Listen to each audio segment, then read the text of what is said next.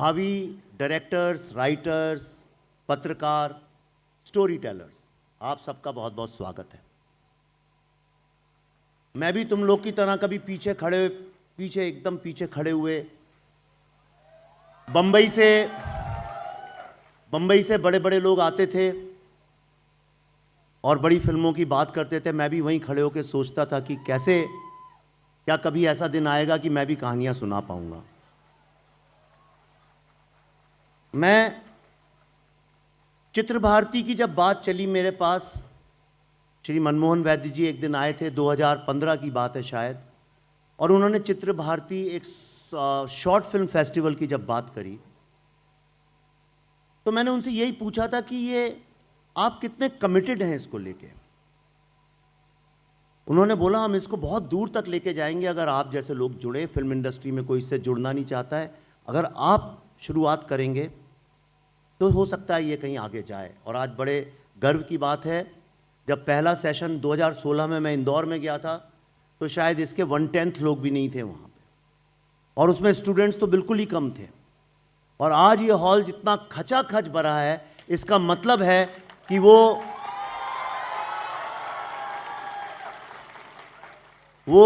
एक जिस नए भारत की हम कल्पना कर रहे थे वो साक्षात मुझे दिख रहा है। आपका उत्साह, आपका पूरी जो चेतना, ऊर्जा है, वो काफ़ी एनकरेजिंग है। अब मैं आपको एक बात बताना चाहता हूं कि मैं इसके साथ क्यों जुड़ा और इसके साथ क्यों जुड़ना आवश्यक है। और एक चित्र भारती नहीं, कम से कम 100 चित्र भारती ऐसे हों।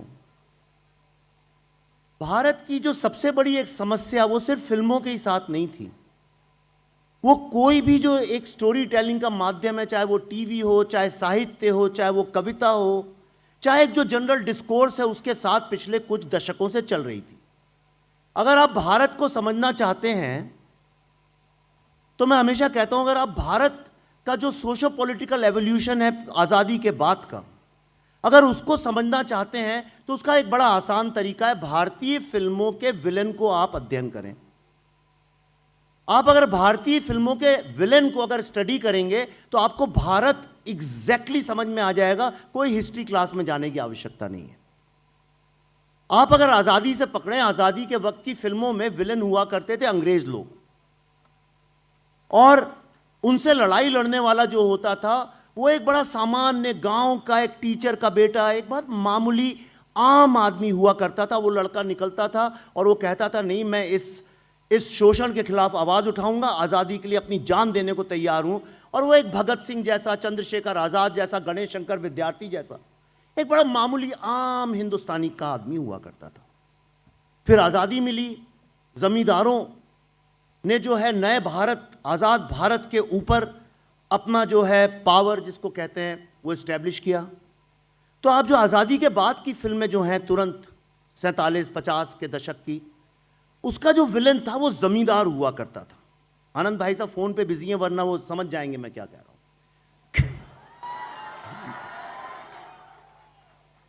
और उस जमींदार से लड़ाई लड़ने वाला एक किसान का बेटा, एक मजदूर का बेटा हुआ करता था, खास तौर पे किसान का बेटा। आप देखिए दिलीप कुमार की फिल्में देखिए उस वक्त की, तो वो जमींदारी के खिलाफ लड़ाई लड़ता था। और भारत की जो चेतना थी, सही और गलत के बीच शोषण से लड़ाई लड़ने की वो चेतना एक जो है उसको जगाती थी वो फिल्म। वो जो नायक था उसको जगाता था, और भारत की जो आम जनता थी उनको एक स्टोरी टेलिंग में रिप्रेजेंटेशन मिलता था। उसके बाद का दशक देखिए आप, जब जमींदार लोगों को, जब जमींदार के खिलाफ जब खड़े हुए, उसके नक्सल मूवमेंट सारा चालू हुआ था, तो यही जमींदार जो है अब गांव छोड़ के शहर आ गया, और शहर आके वो मिल ओनर बन गया। इंडस्ट्रियलिस्ट नहीं, मिल ओनर। और अगर आप उस दशक की फिल्में देखें, ये 60 और मिड 70s, अर्ली 70s तक की, तो ये मिल ओनर के खिलाफ जो है एक लड़ाई लड़ता था एक मामूली आम मिडिल क्लास हिंदी बोलने वाला, तेलुगु बोलने वाला, बंगाली बोलने वाला लड़का खड़ा होता था, उसके खिलाफ आवाज उठाता था और उसको आखिर में परास्त करता था। जो चेतना थी वो जगी रहती थी। उसके बाद ये धीरे धीरे शिफ्ट होने लगा, फिर वो इंडस्ट्रियलिस्ट बना, उसके बाद वो करप्ट पुलिस ऑफिसर बनने लगा, फिर वो नेता लोग बनने लगे।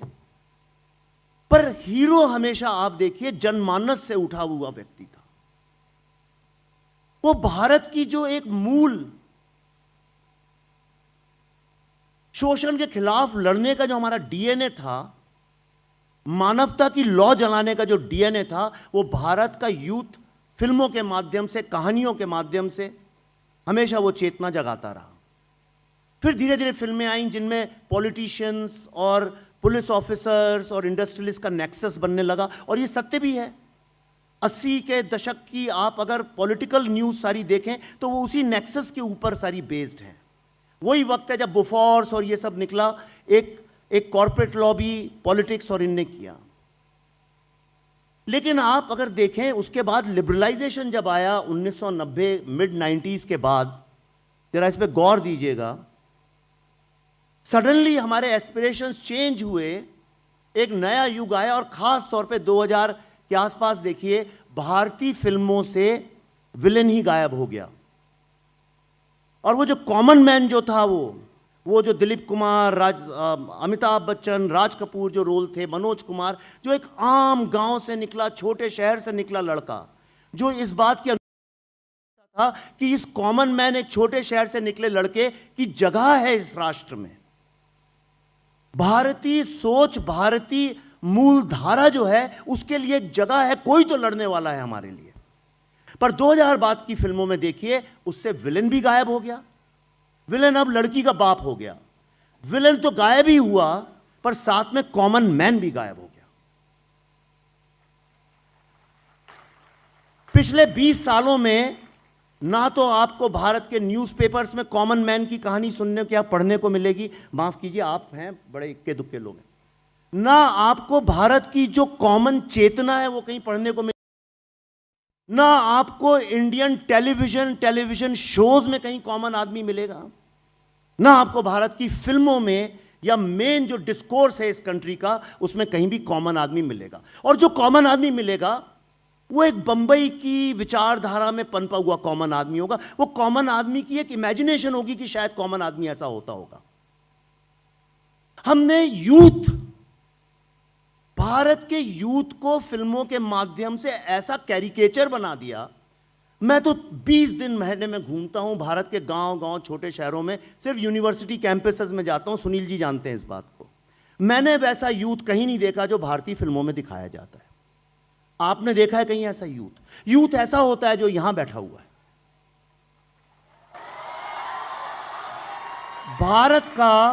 भारत का कौन सा ऐसा यूथ है जो सड़कों पे बास्केटबॉल खेलता रहता है और फ्रीली, वो एक कल्पना है। वो क्या है? जिन लोगों ने भारत की मिट्टी में कदम नहीं रखा है, भारत की जो सोच है उसमें जो नहीं घुसे हैं, जिन्होंने गंगा में डुबकियां नहीं लगाई हैं, वो जानते ही नहीं है कि भारत के यूथ की समस्या है क्या।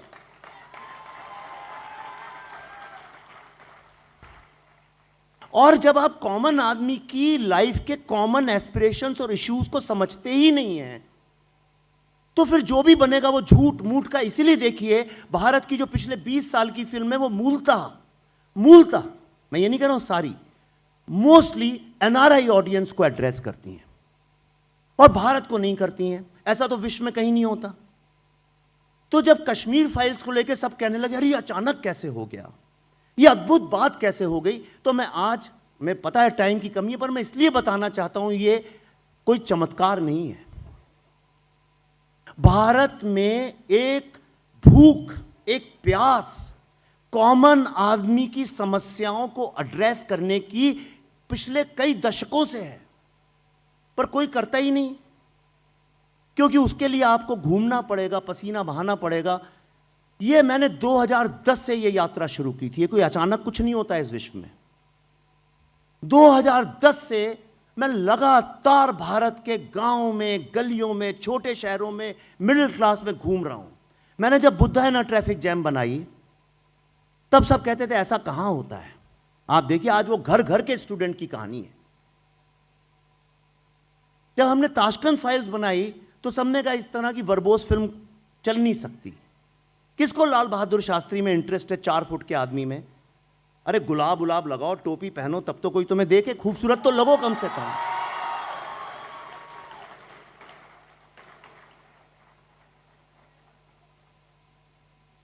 तो कश्मीर पे जब मैं फिल्म बना रहा था तो लोगों ने कहा पागल हो गए हो क्या, मरोगे। पर मुझे स्वीकार था, वो मरना स्वीकार था। आज जब मैं यहां पे खड़ा हूं तो इतने फतवे मेरे नाम पे इशू हैं,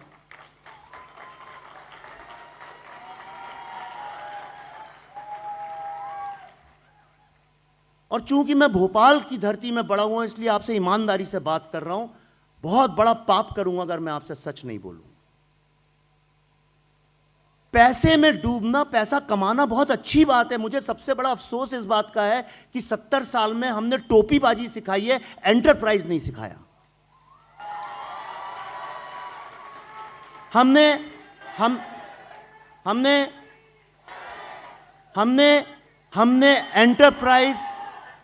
एंटरप्राइज एफिशिएंसी और प्रोडक्टिविटी नहीं सिखाई। हमने हर चीज का शॉर्टकट, झूठी बातें करना सिखाया है। मुझे इस बात का बड़ा अफसोस है। लेकिन मैंने ये कहा कि क्या ये संभव है कि हम भारत की जो समस्याएं हैं जो पिछले 50 साल से चल रही हैं, इसलिए कि सब लोग उन पे बात करने से डरते हैं।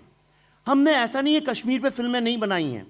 कश्मीर पे भारत के सबसे ताकतवर, सबसे बड़े, सबसे रईस, सबसे बड़े influential stars, directors, producers, writers ने इतनी बड़ी बड़ी फिल्में बनाई हैं जिसकी आप कल्पना नहीं कर सकते। चाहे वो रोजा हो, चाहे वो फना हो, चाहे वो फिजा हो, चाहे वो मिशन कश्मीर हो, चाहे वो हैदर हो। ये सारी की सारी फिल्में 1990 के ही दशक में बनी हुई हैं, उसी टाइम फ्रेम में बनी हुई हैं। पर इन फिल्मों में कश्मीरी हिंदुओं का जिक्र तक नहीं है, जैसे वो हुआ ही नहीं।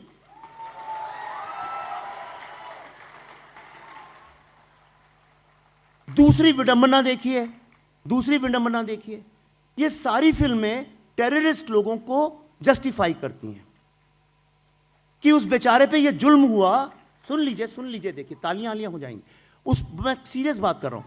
उस पे जुल्म हुआ इसलिए उसने बंदूक उठा ली। दलितों पे इतना जुल्म होता है, वो क्यों नहीं बंदूक उठाते? गरीब व्यक्ति पे इतना जुल्म होता है, वो क्यों नहीं बंदूक उठाता?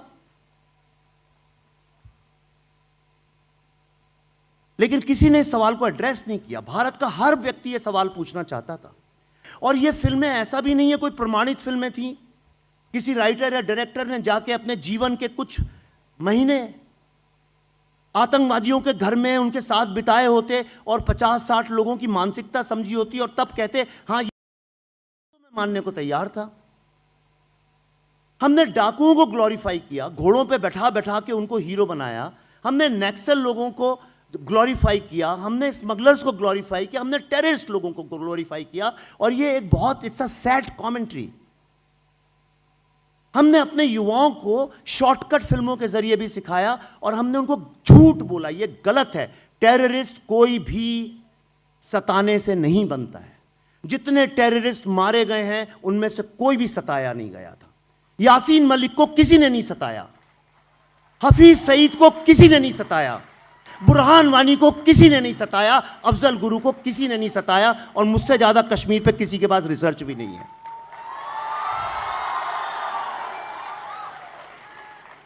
हम वेब सीरीज बनाते हैं, उसमें हम टेररिस्ट को जस्टिफाई करते हैं। अरे भाई, एक जेनोसाइड हुआ साथ, जो पूरी तरह से 100% हिंदू धरती थी, वहां पे आज एक भी हिंदू नहीं है। और उस पे अगर मैं फिल्म बना रहा हूं तो मेरे नाम पे फतवे, मेरे लिए wise security, wise what ever category security. और सब लोग अभी भी मेरा गला घोंटने के लिए तैयार हैं, इंडस्ट्री में, इंडस्ट्री के बाहर, इधर उधर, पॉलिटिक्स में, सिर्फ इसलिए कि एक झूठ जिस पे 32 साल से धंधा किया गया, आज वो मैंने एक्सपोज करने की हिम्मत दिखाई।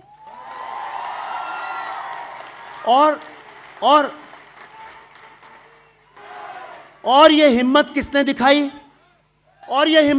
दिखाई? सुनिए मेरी बात। और ये हिम्मत किसने दिखाई? सुनो, एक छोटे शहर के मध्यम वर्गीय अंग्रेजी, मुझे तो 22 साल तक अंग्रेजी आती नहीं थी बोलनी, एक टीचर के बेटे ने, एक कॉमन मैन ने, अगर आपको भारत को जिंदा रखना है, अगर आपको भारत को विश्व गुरु बनाने का सच्चा सपना देखना है, पॉलिटिकल सपना नहीं, झूठी मूठी बातें नहीं, सत्य सपना देखना है, अगर आप चाहते हैं भारत मानवता के नाम पे पूरे विश्व को लीड करे, तो भारत के कॉमन मैन को, सच्चे कॉमन मैन को, वो झूठे कॉमन मैन को नहीं, उस सच्चे कॉमन मैन को भारत की फिल्मों में, भारत की कहानियों में, भारत के टेलीविजन में, भारत के डिस्कोर्स में वापस लाना अत्यंत आवश्यक है। और यह काम करेगा कौन? यह काम करेगा कौन? यह मामी फिल्म फेस्टिवल में जाने वाले लोग नहीं करेंगे, यह चित्र भारती में आने वाले यंग लड़के लड़कियां करेंगे। ये बागडोर आपके हाथ में है, ये भविष्य आपके हाथ में है। मैं और पल्लवी जी एक फाउंडेशन चलाते हैं, आई एम बुद्धा फाउंडेशन। जब मैं रजिस्ट्रेशन करने उसका गया था, हमारा ऑब्जेक्टिव है to mentor, promote and establish disadvantaged Indian youth in creative field. हमारा अकेला एनजीओ है जो ये सोचता है कि भारत के युवाओं को समृद्ध करके क्रिएटिव प्रोसेस में खड़ा करना। हम 20-25 लोगों को सक्सेसफुल फिल्म मेकर्स आज बना चुके हैं। और आज मैं यहां पे, माखनलाल चतुर्वेदी मेरे परिवार जैसे ही थे, हम बहुत घनिष्ठ रिश्ता था, सुरेश जी मेरे गुरु भी रहे हैं। तो मैं आई एम बुद्धा फाउंडेशन की तरफ से अगले 5 साल के लिए 51,000 रुपए की scholarships per annum Makhanlal Chaturvedi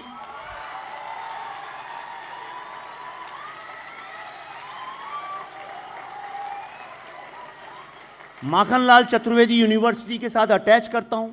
किसको देनी है इसका निश्चय माखनलाल चतुर्वेदी यूनिवर्सिटी करेगी, क्योंकि मुझे विश्वास है ये 5 हर साल ये स्कॉलरशिप्स में से 3 लड़कियों को दी जाएंगी।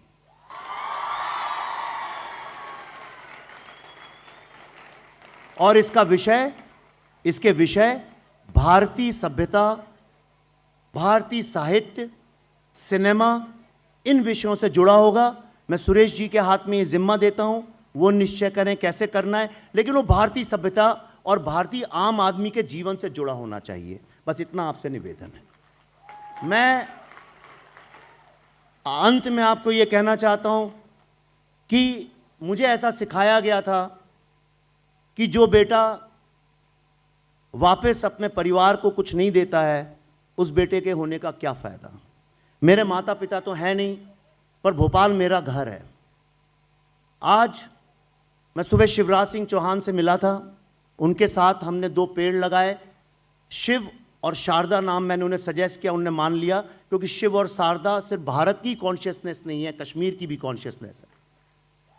और वहाँ पे एक प्रेस कॉन्फ्रेंस में मैंने उनसे निवेदन किया, मैंने उनसे कहा कि हमें आपसे 1 पैसा भी आर्थिक सहायता नहीं चाहिए। मैं अपने बलबूते पे यहाँ पे एक जेनोसाइड म्यूजियम बनाना चाहता हूँ भोपाल में, जो कि ह्यूमैनिटी का सबसे बड़ा प्रतीक बने। तुरंत उसी प्रेस कॉन्फ्रेंस में शिवराज सिंह जी ने उसको एक्सेप्ट किया। उनके ऑफिस से मुझे फ़ोन आधे घंटे में आ गया कि ये अप्रूव्ड है। अगले 2 साल में मैं वापस यहाँ पे एक ऐसा जेनोसाइड म्यूजियम बना रहा हूँ जो पूरे विश्व में ह्यूमैनिटी का टेम्पल बनेगा। आप सब मुझे आशीर्वाद दें, मैं इसी तरह भोपाल के विकास में काम करता रहूं, आप सब आगे चल के सफल हों, एक नए भारत का निर्माण करें। भारत छोड़ के जाने का सपना अच्छा सपना नहीं है, भारत को ही प्रबल बनाना वो अच्छा सपना है। वही सपना मैं देखता हूं। आप सबको मुझे यहाँ बुलाने के लिए बहुत बहुत कोटि कोटि धन्यवाद।